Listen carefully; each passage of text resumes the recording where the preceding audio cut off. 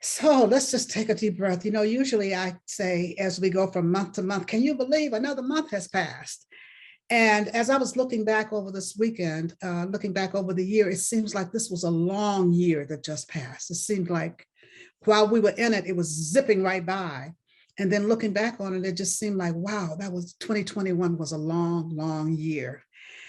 And whatever, here we are in 2022, and we're moving into this new time. This new theme this year is our new theme for the year is living on purpose, living on purpose. And we'll be talking more about that as we go along, living on purpose. And that's what our not only our theme for the year, that's our intention this year is to live on purpose, keeping in mind that our purpose for being here, our sole purpose for being here is to be carriers or vehicles for God's love, for the expression of God's love, to be places and spaces through which God's love can be revealed. And so keeping that in mind, then as we go through our daily lives, as we go through this year, we are constantly assessing and reassessing and evaluating whether we are living on purpose. And the great thing is that we can always get back on track. We can always get back on track. So if you find that you're not living on purpose, it's like just like driving down the highway. If you swerve over a little bit too close to the middle line or over too close to the shoulder, you can just get back on track just by paying attention and just keeping straight on down that highway. And that's what we're doing now. We're just keeping straight down this highway of life, this wonderful, wonderful, wonderful thing called life. And we do that by just continuing to focus on that which is real, continuing to focus on that which is real. And that which is real is that power and that presence that is always right where we are, that is the source of our being. And living on purpose is to be that place and space through which that source can reveal itself. And so that's what we're going to be doing this year. The theme for this month is the call of passion, the call of passion. The call of passion. Passion and purpose are so closely aligned. The purpose is the why. The passion is the what. The passion is the what. Passion being a strong emotion, a powerful emotion, or unbounded enthusiasm, adoring love. Passion is the what of getting to live our purpose, to staying on purpose by following our passion. And the call of passion is always follow me. That's what passion is always saying to us. Follow me, follow me, follow me. And so passion doesn't depend on our talent. Following our passion doesn't depend on our talent. It doesn't depend on our skill. It doesn't depend on our ability to do any particular thing. It just depends on us being willing to follow that which is calling to us, following that soul urge. That's what passion is, a soul urge. Following that which is calling to us. And when you are wondering what your passion is, what is it that you would do for free? What is it that you love so much doing? You want to do it all the time. It drives you. It's that which lights our fire. What lights your fire? What turns you on? What's calling to you? What is it that you would really regret not doing if you left this planet today? You would really regret not having done this in your life. What is it that you feel like you have to do? And so that leads me to the topic for today. What do you have to do? And the emphasis is on the word have. What do you have to do? What do you have to do? What is that you have to do? Oftentimes when people hear the word passion, the first thing they think of is sexual relationships. And there's that too. That's passion there also. But there's a deeper passion. What is it that we have to do? What is it that our souls call for us to do? What is it that as I said, we would regret if we couldn't do it? What is it that you would do if you were not concerned about money, or if you were not concerned about consequences, or if you were not concerned about what other people think, or if you were not concerned about the myriad of things that we get concerned about, the ridicule or criticism from other people? What would you do? What would you do if you knew it was going to take you 5 years, 10 years, 15 years to do it, and you still want to do it? It doesn't matter. What would you do if it was something that you really had the urge to do and you felt like you didn't have the skills for, you didn't have the talent or whatever, but you still want to try it anyway? What would that thing be? Then that's your passion. That's your passion. And that passion is calling to you, to each of us, to follow me. Follow me. That's a simple command of passion. Follow me. Follow me. So I'm inviting you to really be open as we go along throughout this month, just looking at passion and the passions. And there can be more than one that calls to us. There could be more than one, because passions, going along with passions are needs. Passions have needs that go along with them. Passion, the needs are generally spiritual qualities. A passion for helping others can have the need of compassion, that compassion that needs to express, because there's always an impulse that is seeking expression.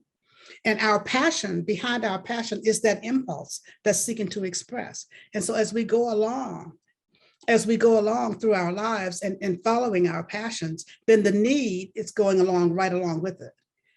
And when those needs are not fulfilled, then they become some kind of symptom, or a symptom of one sort or another. When those needs are not fulfilled, when we don't follow those passions and those needs don't get fulfilled, then they become some type of symptom or other, because we did not follow that soul call, that urge. You know, as I was thinking about this topic of passion, this theme of passion, last night I thought so strongly of my best friend, Dave, who passed away my first summer here at CLF in 2018. And he had a passion for service. He had a passion for helping others. He had a passion for painting. Those were his passions, painting and helping others. And I met him when I first went to California and started serving at a church there in California. He was a member of that church, and he was on every team. He was on the ushers and greeters, and he was on the all the other teams they had, and he did all the repair work for the church that he could do. He did the plumbing, and he did the painting and anything that needed to be repaired. By trade, he was a technical person. He did computer. He was a computer geek, and he loved doing that. And he was also a painter. He loved painting.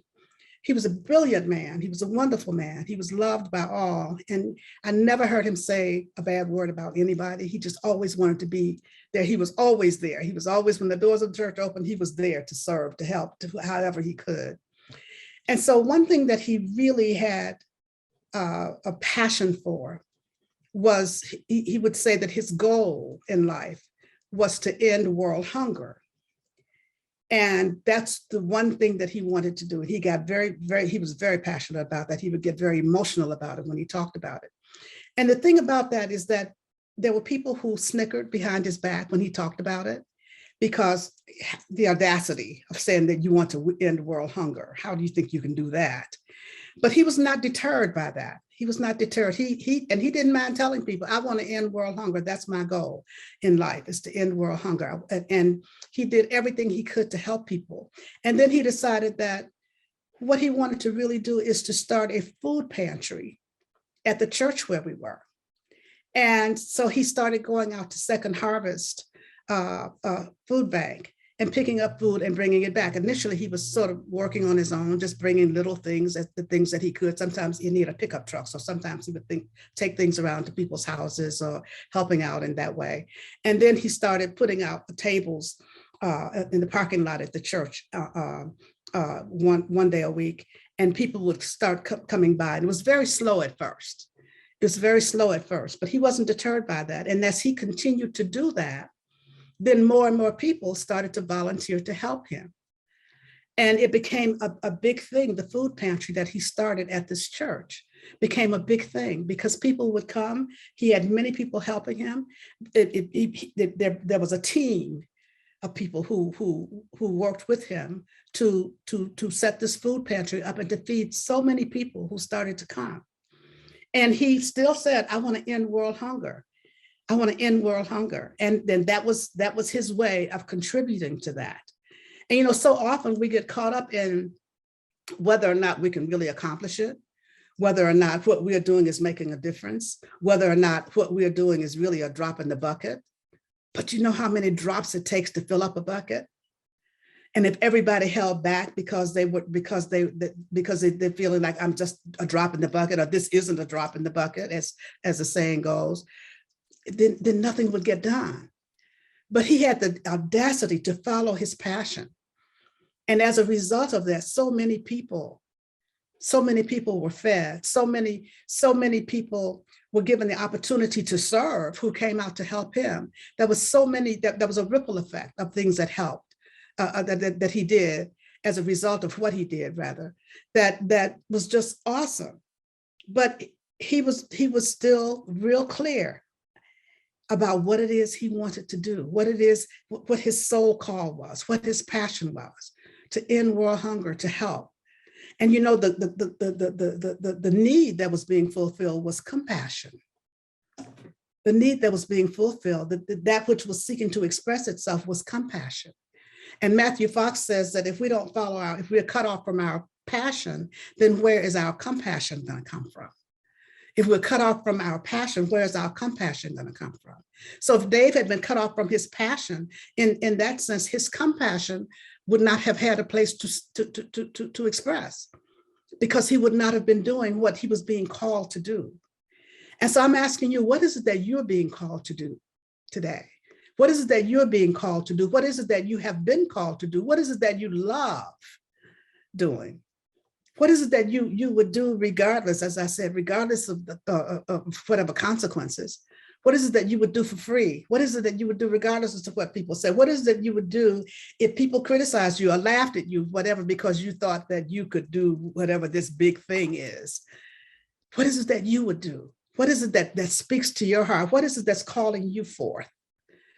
And so I'm inviting you to really be willing to open up and allow your passion to reveal itself to you. If you don't know what it is, the first thing to do is to open up and allow it to reveal itself to you.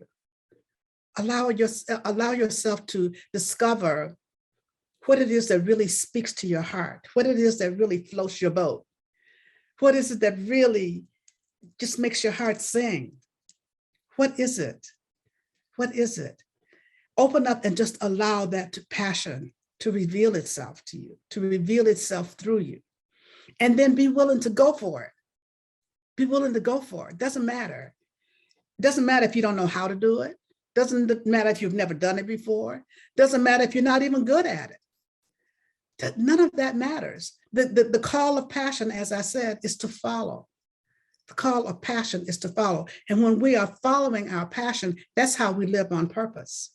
That's how we get to be that place and space through which God's love can be revealed, through which God's love can be expressed, which is our purpose for being here. That's why I said purpose. The purpose is the why we're here, and the passion is the what we are doing to express that love, to allow that love to express through us. And so being willing to just open up and just allow that passion to find us, to reveal itself to us, and to reveal itself through us, so that need that is seeking expression can be expressed through us. And that need is expressed through us according to our own uniqueness, according to what we bring to the table. And so we don't have to compare ourselves to others. We don't have to worry about what others think. We don't have to worry about any of that. As I said, when I think about my friend Dave, I think about how he didn't care what people said. He didn't care if they snickered. He didn't care if they thought it was audacious for him to decide he was going to end world hunger. He still did those things that he loved. He did those things that he loved, and he brought so much good into the world. He brought so much good into the world. He so much love into the world. There was so much love that was seeking to express through him. That love was expressed through him in addition to that compassion. So I'm inviting you again to open up and just allow your passion to find you. What is it that you have to do? What is it that you have to do? Think about it. What is that you have to do? It doesn't matter whether you're good at it. And once that passion finds you, then the second thing is to be willing to do it poorly. Be willing to do it poorly. If you're not really great at it, be willing to do it poorly. But the thing is to be willing to do it period. To be willing to do it. Don't have an all or nothing attitude. Well, I don't know how to do this, so I can't do that. Or I don't have enough money, or I've gotten too old, or whatever the excuses are that we use.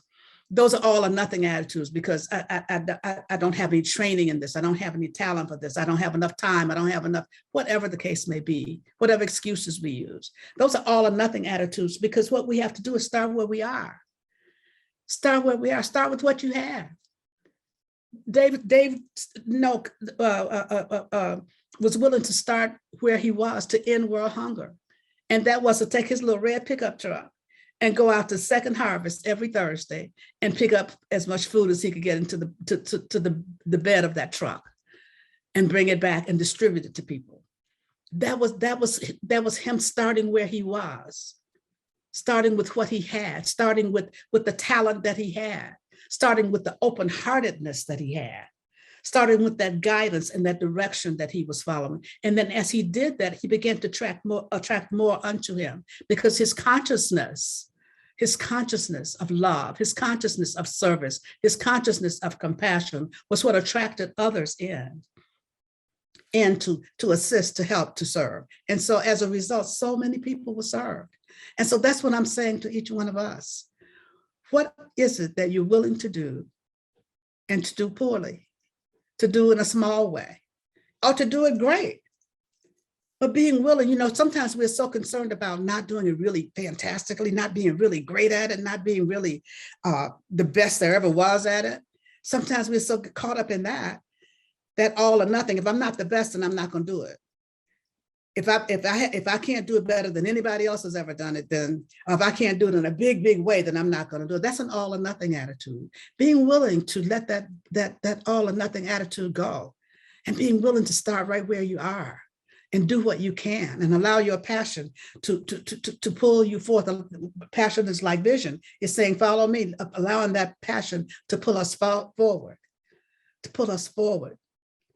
so that need that's seeking to express, that quality that's seeking to express in and through and as each one of us it has a space to express. And that's how we get to live on purpose.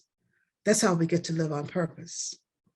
And that's what I'm inviting you to do, just learning to live on purpose. And then the third thing I want you to do is to really let your mantra be permission granted.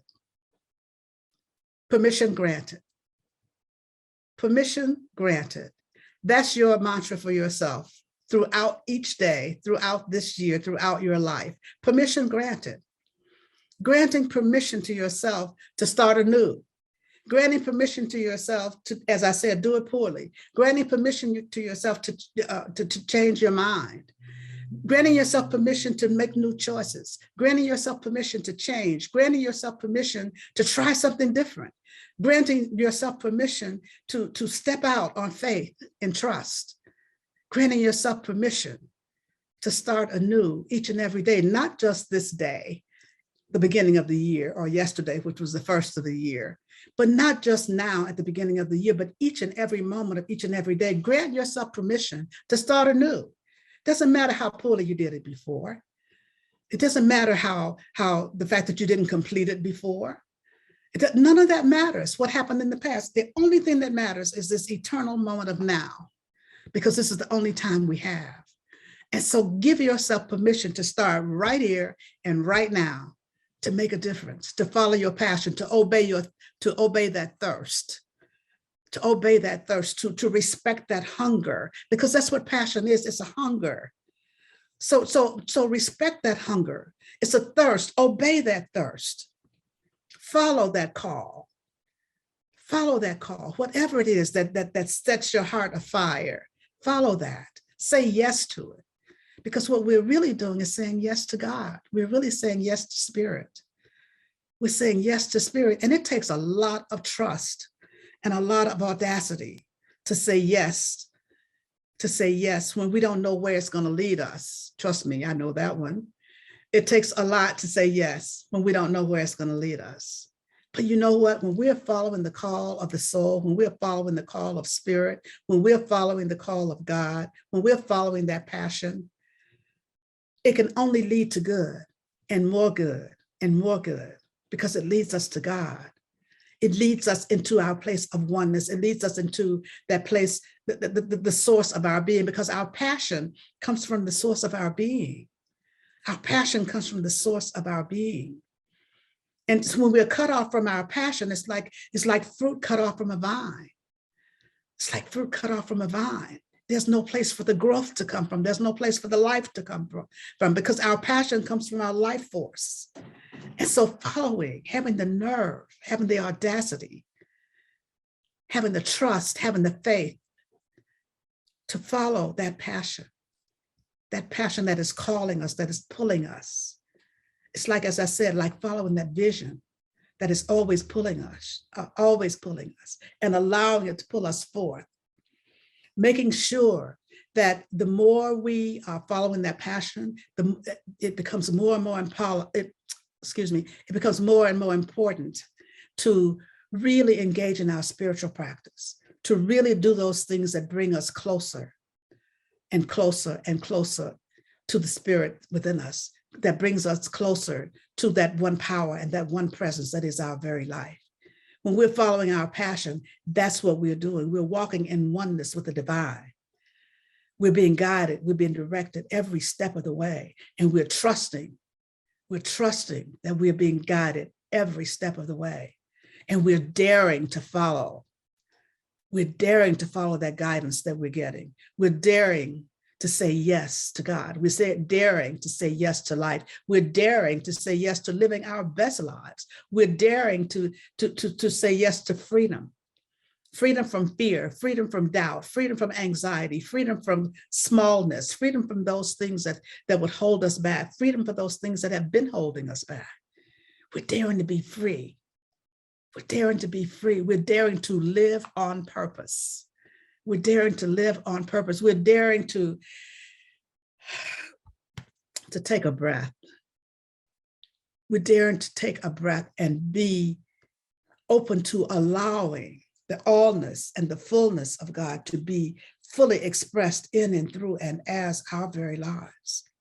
That's how we live on purpose. That's how we get to be the vehicles for God's love, for the expression of God's love, by opening up, by saying yes, by following our passion, by obeying that thirst, by respecting that hunger, by saying yes. Yes, yes, yes, and following that passion. And that's what I'm inviting you to do. Follow your passion.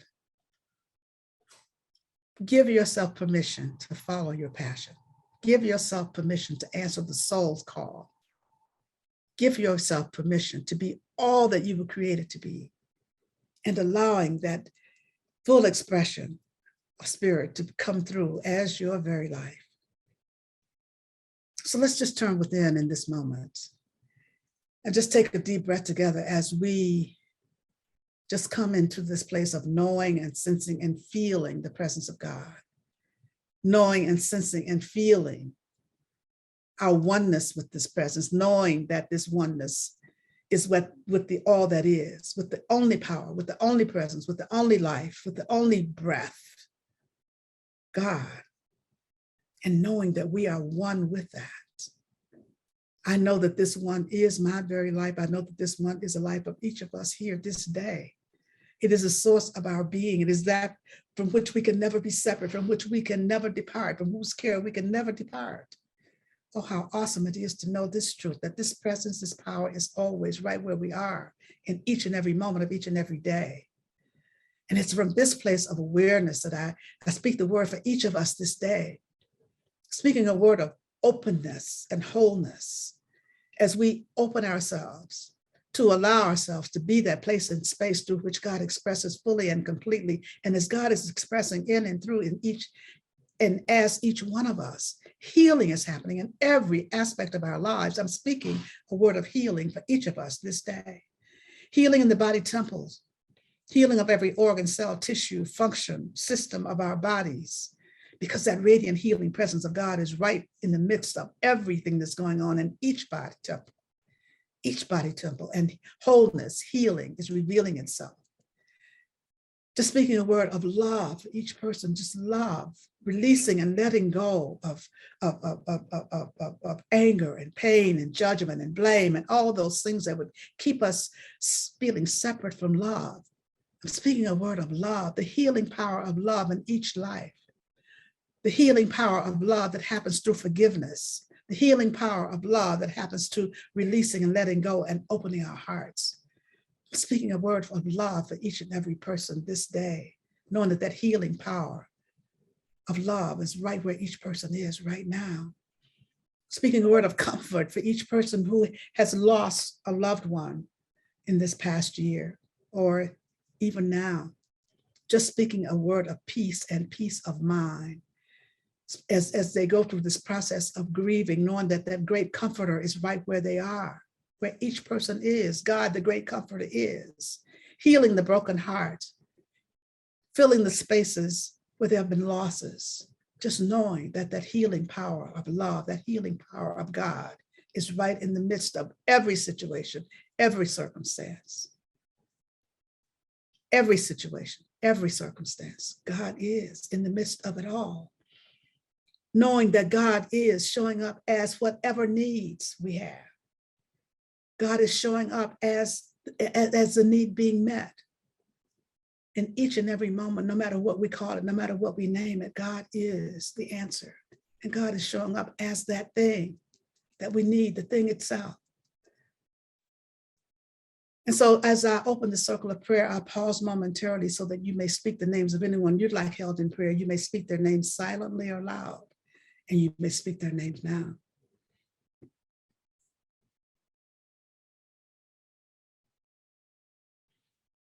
And so for all those whose names were spoken here this day, I know that God is in the midst. God is right where each person is, blessing and keeping them, surrounding them with love, with light, with peace of mind, with harmony, with balance.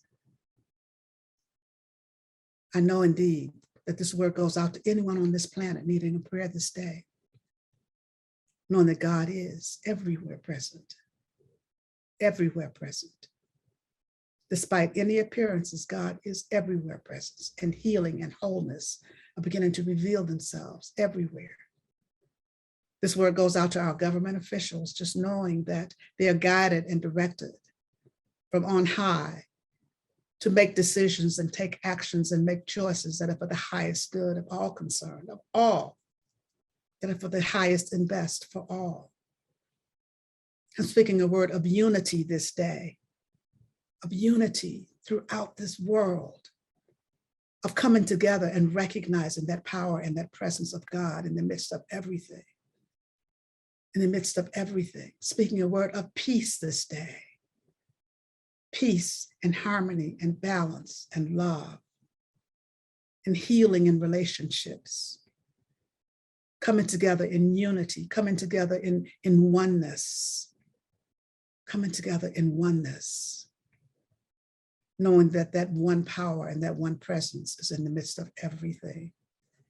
And so I simply say thank you, Father, Mother God, as I speak this word of gratitude for the blessings, and for more blessings, abundant blessings. Thank you, Father, Mother God. I know indeed that all is well. I know indeed that all is God. I know indeed that it is done. I simply say thank you, and I simply allow it to be. And so it is.